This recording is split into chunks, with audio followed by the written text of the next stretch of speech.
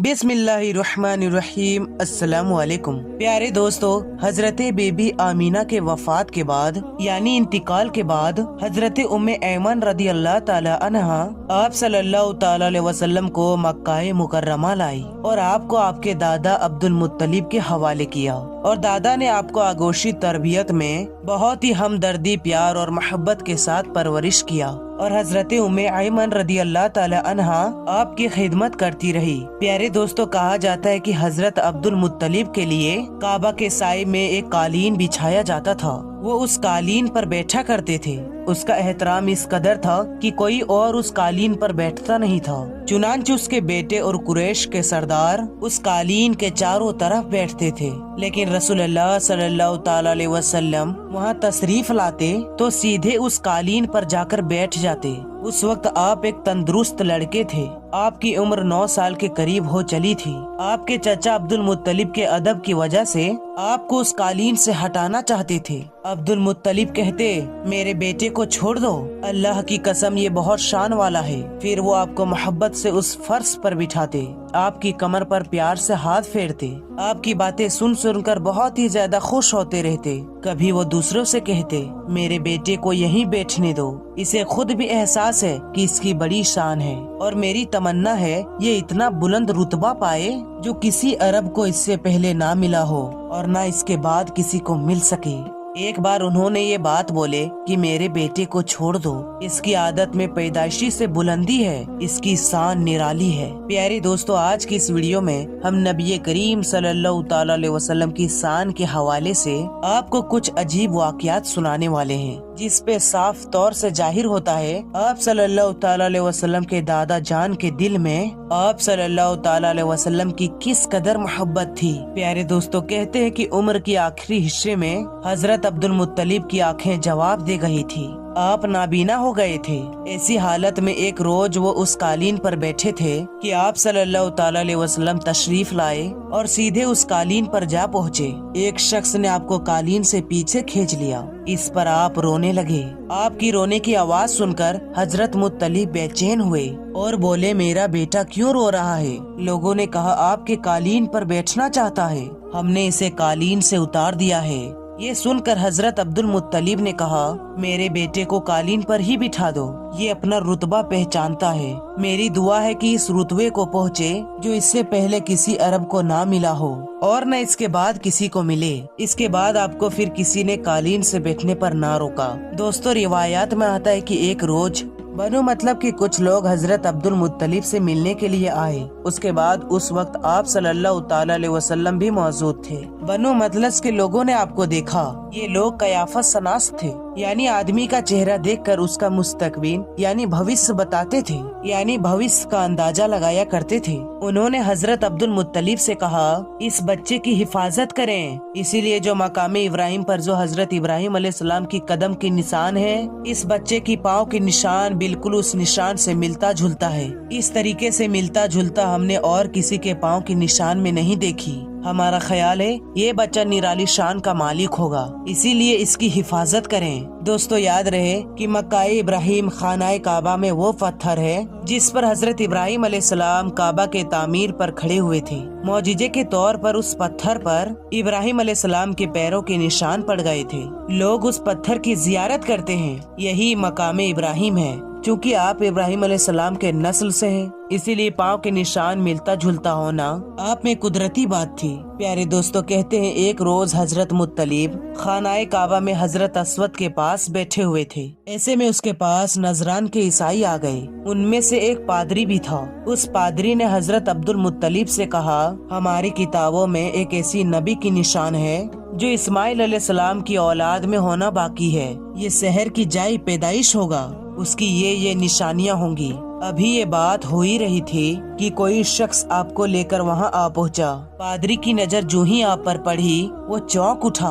आपकी आँखों और कमर और पैरों को देखकर वो चिल्ला उठा, वो यही नबी है, ये तुम्हारे क्या लगते हैं? हजरत अब्दुल मुत्तलिब बोले, ये मेरा बेटा है।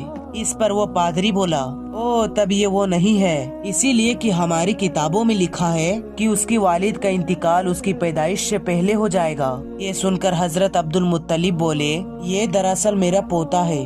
اس کے باپ کا انتقال اس وقت ہو گیا تھا جب یہ پیدا بھی نہیں ہوا تھا۔ اس پر پادری بولا، ہاں یہ بات ہوئی نا، آپ اس کی پوری طرح حفاظت یعنی دیکھ ریکھ کریں۔ پیارے دوستو، کہا جاتا ہے کہ حضرت مطلب سے آپ کا محبت کا یہ حال تھا کہ کھانا کھانے بیٹھتے تو کہتے میرے بیٹے کو لے آؤ۔ آپ تشریف لاتے تو حضرت مطلب آپ کو اپنے پاس بٹھاتے، آپ کو اپنے ساتھ کھلاتے۔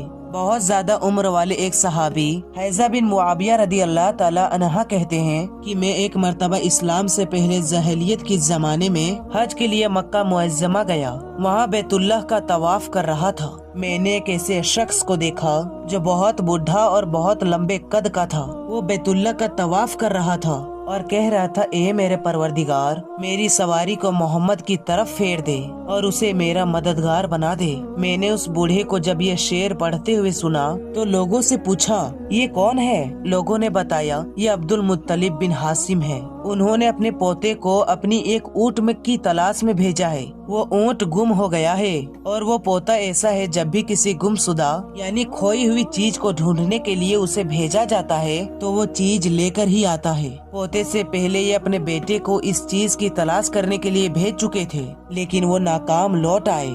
اب چونکہ پوتے کو گئے ہوئے دیر ہو گئی ہے اسی لیے پریشان ہیں اور دعا مانگ رہے ہیں۔ تھوڑی دیر ہی گزری تھی کہ میں نے دیکھا کہ آپ صلی اللہ تعالی علیہ وسلم اونٹ کو لیے تشریف لا رہے ہیں۔ حضرت مطلب نے آپ کو دیکھ کر کہا، میرے بیٹے، میں تمہارے لیے اس قدر فکر مند ہو گیا تھا کہ شاید اس کا اثر کبھی میرے دل سے نہ جائے۔ پیارے دوستو، آپ کو بتاتے چلے کہ حضرت عبد المطلب کی بیوی کہتی ہے، قریش کئی سال سے سخت قحط یعنی اکال کا شکار تھے۔ بارشیں بالکل بند تھی، سب لوگ پریشان تھے۔ اسی زمانے میں نے ایک خواب دیکھا۔ کوئی شخص خواب میں کہہ رہا تھا، اے قریش کے لوگوں، تم میں سے ایک نبی ظاہر ہونے والا ہے، اس کا ظہور کا وقت آ گیا ہے، اس کے ذریعے تمہیں زندگی ملے گی، یعنی خوب بارشیں ہوں گی، سبزی اور شادابی ہوں گی۔ تم اپنے لوگوں میں سے ایسا شخص تلاش کرو جو لمبے قد کا ہو، گورے رنگ کا ہو، اس کی پلکیں گھنی ہو، بھاوے اور ابرو ملے ہوئے ہو۔ وہ شخص اپنی تمام اولاد کے ساتھ نکلے، ان میں سے ہر ایک خاندان کا آدمی نکلے، سب پاک صاف ہوں اور خوشبو لگائے۔ وہ حضرت اسود کو بوسہ دے اور پھر جب جبل ابو قیس پر چڑھ جائے، پھر وہ شخص جس کا حلیہ بتایا گیا ہے آگے بڑھے اور بارش کی دعا مانگے۔ تم سب آمین کہو تو بارش ہو جائے گی۔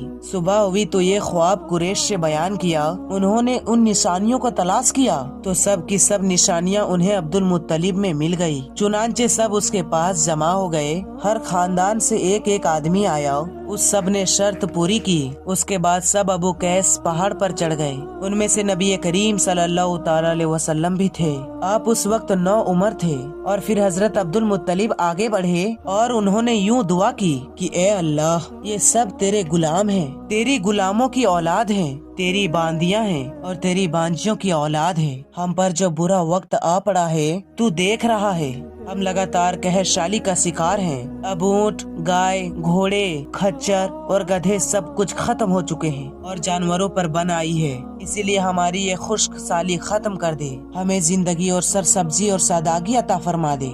دوستوں، روایات میں آتا ہے کہ ابھی یہ دعا مانگ ہی رہے تھے کہ بارش شروع ہو گئی، وادیاں پانی سے بھر گئی۔ لیکن اس بارش میں ایک بہت ہی عجیب بات ہوئی، لیکن وہ بات یہ تھی کہ قریش میں یہ بارش ضرور ہوئی لیکن یہ بارش قبیلہ کیش اور قبیلہ مزر کے بستیوں میں بالکل نہ ہوئی۔ اب لوگ بہت حیران ہوئے کہ یہ کیا بات ہوئی، ایک قبیلے پر بارش اور آس پاس کے قبیلے بارش سے محروم۔ سارے قبیلوں کے سردار جمع ہوئے، اس سلسلے میں بات چیت ہوئی۔ ایک سردار نے کہا، ہم زبردست قحط اور خشک سالی کا شکار ہیں، جبکہ قریش کو اللہ تعالیٰ نے بارش عطا کی ہے اور یہ حضرت عبد المطلب کی وجہ سے ہوا ہے، اسی لیے ہم سب اس کے پاس چلتے ہیں، اگر وہ ہمارے لیے دعا کر دیں تو شاید اللہ ہمیں بھی بارش دے دے۔ یہ مشورہ سب کو پسند آیا، چنانچہ یہ لوگ مکہ معظمہ میں آئے اور حضرت عبد المطلب سے ملے، انہیں سلام کیا اور پھر ان سے کہا، اے عبد المطلب، ہم کئی سال سے خشک سالی کا شکار ہیں، ہمیں آپ کی برکت کے بارے میں معلوم ہوا، اسی لیے مہربانی کر کے آپ ہمارے لیے بھی دعا کریں۔ اسی لیے اللہ تبارک و تعالی نے آپ کی دعا سے قریش کو بارش عطا کی ہے۔ ان کی بات سن کر حضرت عبد المطلب نے کہا، اچھی بات ہے، میں کل میدان عرفات میں آپ لوگوں کے لیے بھی دعا کروں گا۔ دوسرے دن صبح سویرے حضرت عبد المطلب میدان عرفات کی طرف روانہ ہوئے۔ اس کے ساتھ دوسرے لوگوں کے علاوہ ان کے بیٹے اور اللہ کے رسول صلی اللہ تعالی علیہ وسلم بھی تھے۔ عرفات کے میدان میں حضرت عبد المطلب کے لیے ایک کرسی بچھائی گئی، وہ اس کرسی پر بیٹھ گئے۔ نبی کریم صلی اللہ تعالی علیہ وسلم کو انہوں نے گود میں بٹھا لیا، پھر انہوں نے ہاتھ اٹھا کر یوں دعا کی کہ اے اللہ، چمکنے والی بجلی کی پروردگار اور کڑکنے والی گرج کے مالک، پالنے والوں کی پالنے والے اور مشکلات کو آسان کرنے والے، یہ قبیلہ قیس اور قبیلہ مزر کے لوگ ہیں، یہ بہت پریشان ہیں، ان کی کمریں جھک گئی ہے، یہ تم سے اپنی لاچاری اور بے کسی کا فریاد کرتے ہیں، یہ جال و مال کی بربادی کا شکایت کرتے ہیں۔ اے اللہ، ان کے لیے خوب برسانے والے بادل بھیج دے اور آسمان سے ان کے لیے رحمت عطا فرما، تاکہ ان کی زمین سرسبز ہو جائے اور ان کی تکلیف دور ہو جائے۔ دوستو کہتے ہیں کہ حضرت مطلب ابھی یہ دعا کر ہی رہے تھے کہ ایک کالا بادل اٹھا، حضرت عبد المطلب کے طرف آیا اور اس کا رخ قبیلہ قیس اور بنے مزر کی بستیوں کی طرف ہو گیا۔ وہ دیکھ کر حضرت عبد المطلب نے کہا، اے گروہ قیس اور قرے مزر، جاؤ، تمہیں بارش مبارک ہو۔ چنانچہ جب یہ لوگ اپنی بستیوں پر پہنچے تو وہاں بارش شروع ہو چکی تھی۔ سبحان اللہ۔ دوستو یہ سب برکات نبی کریم صلی اللہ تعالی علیہ وسلم کی ذات کی موجودگی کی وجہ سے تھی۔ جس دعا میں اللہ کے محبوب، اللہ کے حبیب صلی اللہ تعالی علیہ وسلم کی آمین شامل ہو اور وہ دعا قبول نہ ہو، یہ کیسے ہو سکتا ہے؟ اور دوستو دوسری اہم بات جو معلوم ہوئی وہ یہ ہے، اسلام سے پہلے بھی قریش اور عرب کے لوگ اللہ تعالیٰ سے ہی اپنے مسائل کے لیے دعا مانگا کرتے تھے، مطلب یہ کہ وہ اللہ کو ماننے والے تھے۔ پیارے دوستو اس واقعے سے نبی کریم صلی اللہ تعالی علیہ وسلم کی شان کے ساتھ ساتھ آپ صلی اللہ تعالی علیہ وسلم کے خاندان کے شان بھی ظاہر ہوتی ہے کہ اللہ تعالیٰ کی طرف سے آپ کے دادی جان کا خواب آنا اور پھر آپ کے دادا جان کے اللہ کی بارگاہ میں سوال کرنا اور ان کی دعاؤں کا قبول ہو جانا، یہ سب خاندان نبوت صلی اللہ تعالی علیہ وسلم کی شان کو ظاہر کرتا ہے۔ پیارے دوستو روایات میں آپ صلی اللہ تعالی علیہ وسلم کی شان کے حوالے سے ایک اور واقعہ یوں آتا ہے کہ جب نبی کریم صلی اللہ تعالی علیہ وسلم 7 سال کے ہو چکے تھے تو آپ کی آنکھیں دکھنے کو آ گئی۔ مکہ میں آنکھوں کا علاج کرایا گیا لیکن صحیح نہ ہوا۔ حضرت عبد المطلب سے کسی نے کہا، آکاش کے باہر میں ایک راہب رہتا ہے، وہ آنکھوں کی تکلیف کا علاج کرتا ہے۔ حضرت عبد المطلب آپ کو اس کے پاس لے کر چلے گئے۔ اس کے عبادت گاہ کا دروازہ بند تھا، انہوں نے اسے آواز دی، راہب نے کوئی جواب نہ دیا۔ اچانک عبادت گاہ میں زلزلہ آیا، راہب ڈر گیا کہ کہیں عبادت خانہ اس کے اوپر نہ گر جائے، اسی لیے ایک قدم باہر نکل آیا۔ اب اس نے آپ کو دیکھا تو چونک اٹھا۔ اس نے کہا، اے عبد المطلب، یہ لڑکا اس امت کا نبی ہے، اگر میں باہر نہ نکل آتا تو یہ عبادت گاہ ضرور مجھ پر گر جاتی۔ اس لڑکے کو فوراً واپس لے جاؤ اور اس کی حفاظت کرو، کہیں یہودیوں یا عیسائیوں میں سے کوئی اسے قتل نہ کر دے۔ اور پھر اس نے کہا، رہی بات ان کی آنکھوں کی، تو آنکھوں کی دوا خود ان کے پاس موجود ہے۔ حضرت عبد المطلب یہ سن کر حیران ہوئے اور بولے، ان کے اپنے پاس ہے؟ میں سمجھا نہیں۔ ہاں، ان کا لعاب دہن اس کے آنکھوں میں لگائے، انہوں نے ایسا ہی کیا، آنکھیں فوراً ٹھیک ہو گئی۔ سبحان اللہ۔ دوستو یہ تھی شان ہمارے نبی صلی اللہ تعالی علیہ وسلم کی، جو بچپن سے ہی اللہ تعالیٰ نے آپ کو عطا فرما رکھی تھی، اور آپ کے دادا جان کے دل میں آپ صلی اللہ تعالی علیہ وسلم کی جو محبت تھی وہ بھی آپ نے سنا۔ تو پیارے دوستو یہ ویڈیو آپ کو کیسی لگی ہمیں کمنٹ میں ضرور بتائیں۔ اس ویڈیو کو لائک اور شیئر ضرور کریں۔ تو ملتے ہیں نئی ویڈیو کے ساتھ، تب تک کے لیے آپ اپنا اور اپنوں کا بہت ہی زیادہ خیال رکھیں۔ السلام علیکم، اللہ حافظ۔